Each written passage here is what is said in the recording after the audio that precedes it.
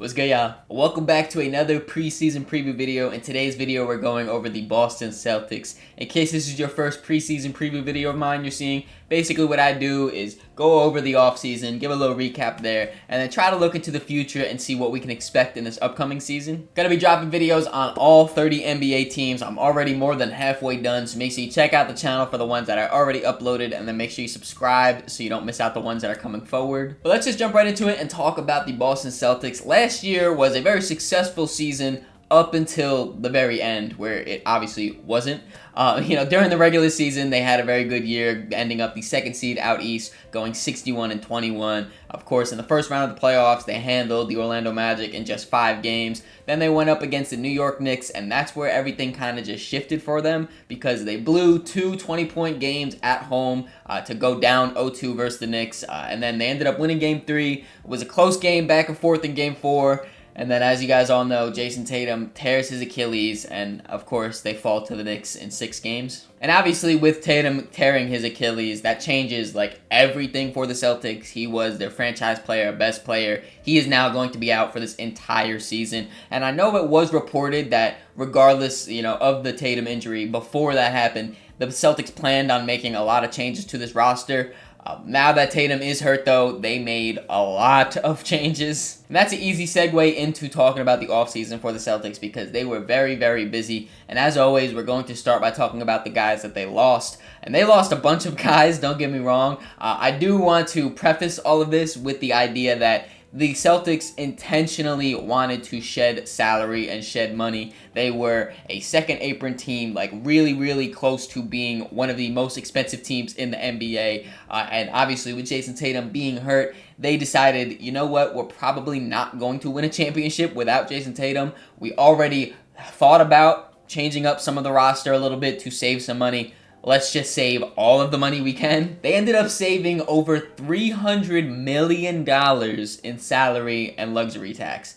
That is just unheard of in one offseason. I feel like, they definitely deserve their round of applause for jumping through all of these hoops and shaving off that much money. But let's just get right into it and talk about the actual individual moves the Celtics made to save all of that money. It started off with Jrue Holiday. They traded him over to the Portland Trail Blazers in exchange for Anthony Simons. It was reported that there was some draft capital involved originally, but the final trade is just a straight up 1-for-1 Jrue Holiday for Anthony Simons. We'll talk about Anthony Simons in a few minutes when we talk about the guys that are coming to Boston. But just quickly to talk about Jrue Holiday, again, this was mainly focused around the financial aspect of it. Anthony Simons is on an expiring deal at the end of this year. I know it was even rumored they might be looking to move him, but regardless, he makes less money than Jrue Holiday, is younger than Jrue Holiday, probably can get a little bit more value in the case that they do want to trade him off.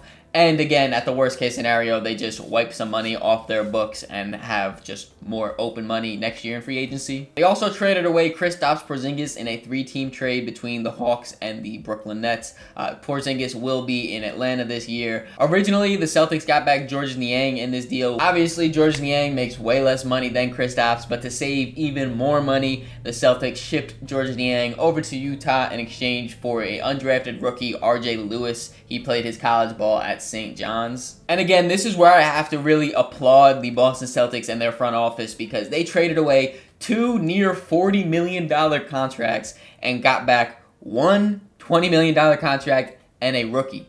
That is it. Like there's not a lot of times we see teams shed money this effectively. Again, in a little bit, we'll talk about what they got back and what that means for the team going forward. But strictly looking at this financially, the Celtics did an amazing job. Those are the only 2 guys they traded away, but they still did lose some other guys in free agency, like Luke Kornet. He signed a new deal with the San Antonio Spurs, and then also Al Horford. He currently is a free agent at the time of recording this video, but it is heavily rumored that he's either contemplating signing with the Golden State Warriors or retiring. Either way, he won't be back in Boston. If you're a Celtics fan, please let me know in the comments below how you feel about these moves, because like I've been saying, because it's based strictly off finance, it makes sense, and it's good that they are able to duck below these aprons and these caps and stuff like that.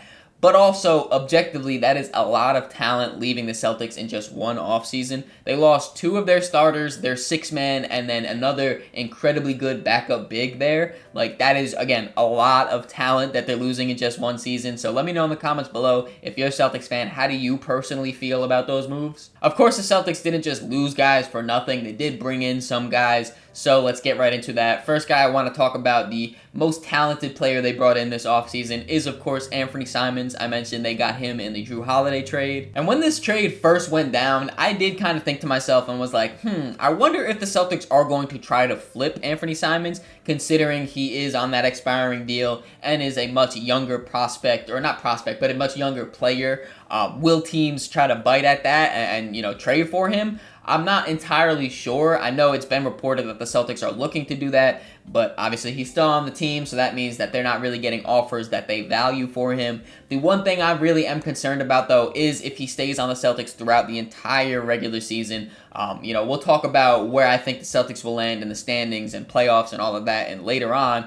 But again, at the end of this season, he will be a free agent and he will be looking to get paid. So will he stay on the Celtics and will they re-sign him? Will they try to trade him? I don't really know. There's a lot of question marks in my mind around a guy like Anthony Simons. But regardless, while he's on the team right now, I do think that he can help the Celtics out, especially with the loss of talent that they got between the guys that they are letting walk and then Jason Tatum obviously being hurt. There's going to be a lot of shots going around, and Anthony Simons is one of the better scorers in the league. He's a great three-level scorer. He can score with the ball in his hands and create his own, or get that off the catch and shoot and being more of an off-ball guy. I really do like him as kind of a combo guard. I don't think that he's going to go out there and run your offense as a true point guard, but he has the ball handling capabilities if they really need him to do that. And as we all know, almost the entirety of the Boston offense is based around the three-point shot. Anthony Simons, again, is one of the better three-point shooters in the entire league. They also went out and signed Luka Garza in free agency. He signed a new 2-year, $5.5 million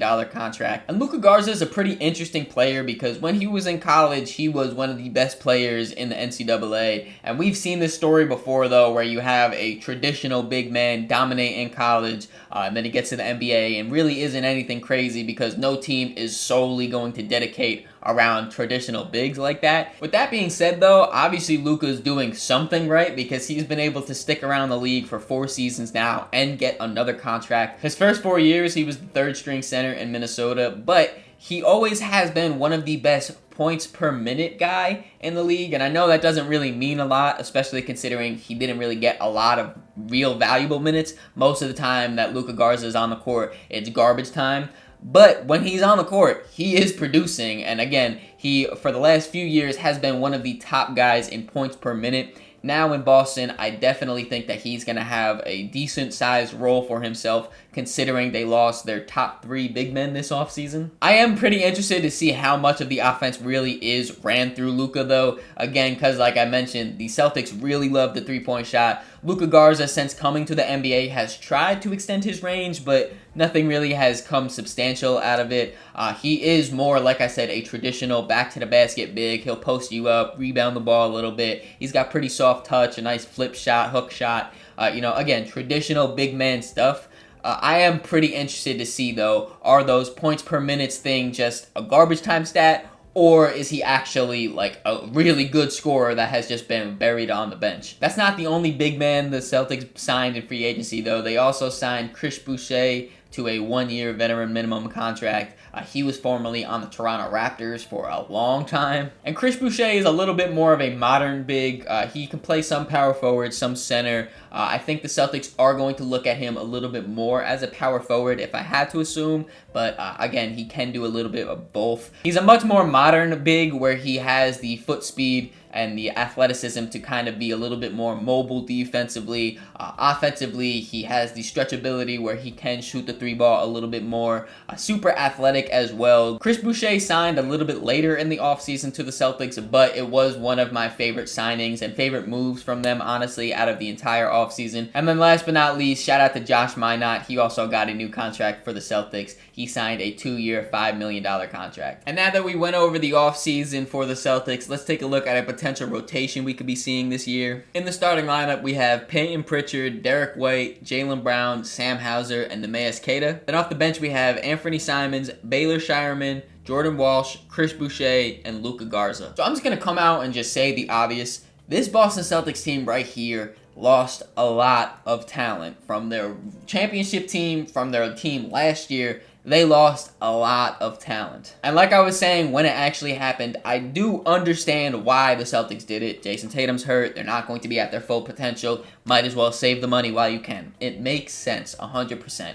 The one thing I'm a little concerned about, and I don't know if you Celtics fans also share the same concern, it's going to be hard to get that talent back. And then when Jason Tatum is healthy, when they're back trying to compete for championships, I don't know if it's going to be as easy to rebuild that team and get that much talent back, because the Celtics were one of the most, if not the most talented teams in the entire NBA. We saw when Kristaps Porzingis was fully healthy and at the peak of his powers, they were damn near unbeatable. When they had that starting lineup of Drew, Derek, JB, Tatum, and Porzingis, I don't know what you're supposed to do against that. Also, Al Horford off the bench, Peyton Pritchard, and Sam Hauser, they had so much talent, and it does just concern me a little bit that they tore it completely down. Not even a little bit. They didn't knock off, they didn't take the roof off to then replace it later on. They took out the whole first floor, second floor. We're just left with a basement at this point. And obviously, I was just giving them so much praise for being able to work around all of these deals and shave off that amount of money. And can they also do it in the reverse way and finesse teams and rebuild it up? Sure. I mean, just look at the Derek White trade that happened a few years ago. They gave up damn near nothing for him. Same thing with the Porzingis trade. They gave up Marcus Smart. Was that about it? They were really good at acquiring these guys and also shedding them. So maybe I should give them the benefit of the doubt to, rebuild it back up.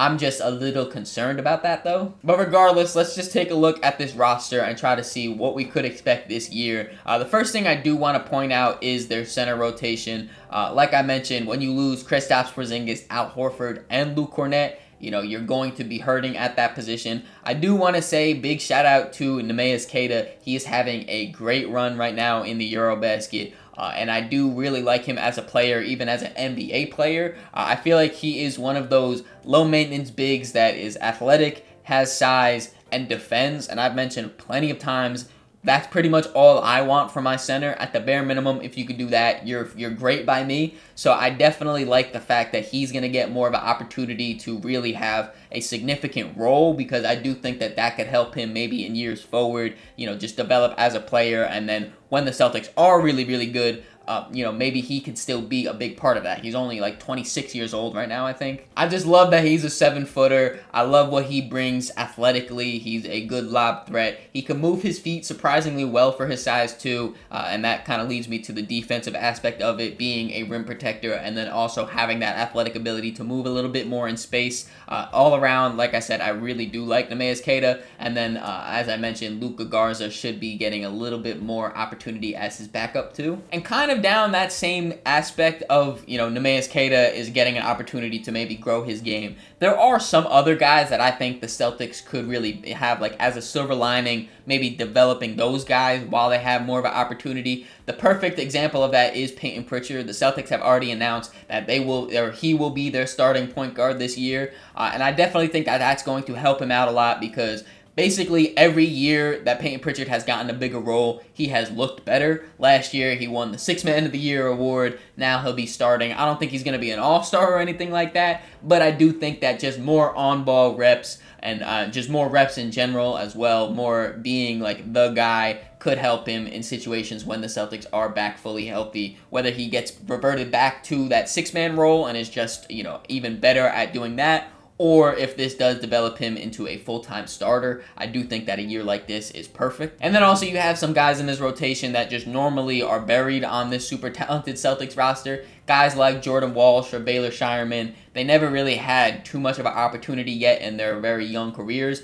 This year, though, I expect both of them to get a decent amount of burn. I've mentioned the ample amount of shots that will be available now with a lot of these guys gone. Baylor Shireman, I know for a fact, is going to be happy to shoot them. As a three-point volume guy, I think that he's going to just be damn near catch an automatic shoot. Like, I really am looking at him to become maybe another Sam Hauser in certain aspects. And then Jordan Walsh, I definitely look at him as more of a versatile defensive-minded guy. But again, he could use this year to maybe develop a little bit more of an offensive game, develop a little bit more of a catch-and-shoot shot, or figure out better when to cut on certain aspects of the offense, when to get the rotations going. All around, I do think that the Celtics could, as a silver lining, look at this as like a developmental gap year in a way. And before we move on, I do want to talk about some notable reserves. Obviously, the biggest one is Jason Tatum. He is still on the roster despite not being in the rotation. Like I mentioned, and like all you guys do know, he will be missing this entire year due to his Achilles tear, so obviously he's not going to be in the rotation. I also do want to bring up Xavier Tillman, considering how many question marks around the center position. Xavier Tillman is a little bit weird because he's kind of a power forward, kind of a center, but regardless, as a big, I do think that he could potentially crack this rotation, given that, again, there are a lot of question marks around Neemias Queta and Luka Garza, Chris Boucher. Any three of those guys, really, I could see Xavier Tillman stealing some minutes away, depending on the situation. And then also, a quick shout out to Hugo Gonzalez. He was the Boston Celtics first-round pick this year. He got drafted at the 28th overall pick. He is a very young, 19 years old, from Spain. Very raw player, very athletic player. He is more of a defensive-minded guy at first, very raw offensively, but again, kind of like what I was saying with Baylor Shireman and Jordan Walsh and Peyton Pritchard, I could see the Celtics kind of just throwing him into the fire and just saying, you know what, figure it out right now so later on it won't be as hard. And now it's time to talk about the ceiling, floor, and my expectations for the Boston Celtics. My ceiling for them might be a little lower than you're expecting, but I think their ceiling is the 7th seed in the Eastern Conference and being in the play-in tournament. I've seen a lot of people talk about the Celtics and say that they're pretty much still a lock to be a playoff team because the Eastern Conference is really weak and they still have the talent to do it.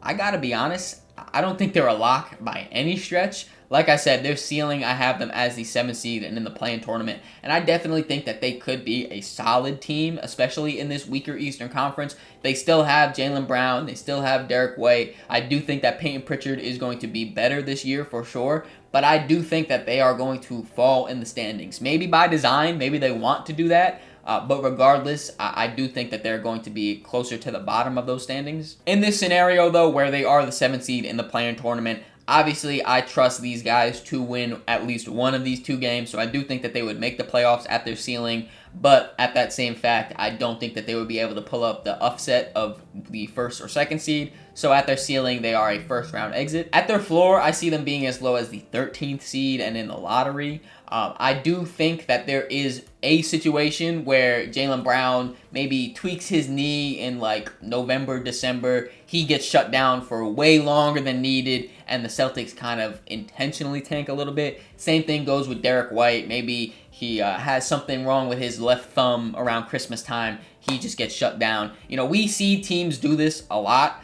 where, that when they kind of would rather just lose, they keep guys out and pull them for kind of like knick-knack injuries. I'm not saying the Celtics will do this for sure. I just definitely see a situation where they could do that. So because of that, I have their floor being as low as the 13th seed. But when you look at my expectations for them, I have them around the 10th seed and in the play-in tournament. And again, that might be a little bit lower than what some people are expecting from them. But personally, I don't like the fact that they lost so much talent. Not even just the Jason Tatum injury, but losing Porzingis and Drew Holiday and both of their backup bigs. Like, there is just a lot of question marks around guys that are going to be staples in their rotation, and I'm just not confident enough, even in a weaker Eastern Conference, to say that they are a lock to be a playoff team or anything like that. Obviously, in this situation, though, they would be in the play-in tournament. They would have to win 2 games in order to make the playoffs.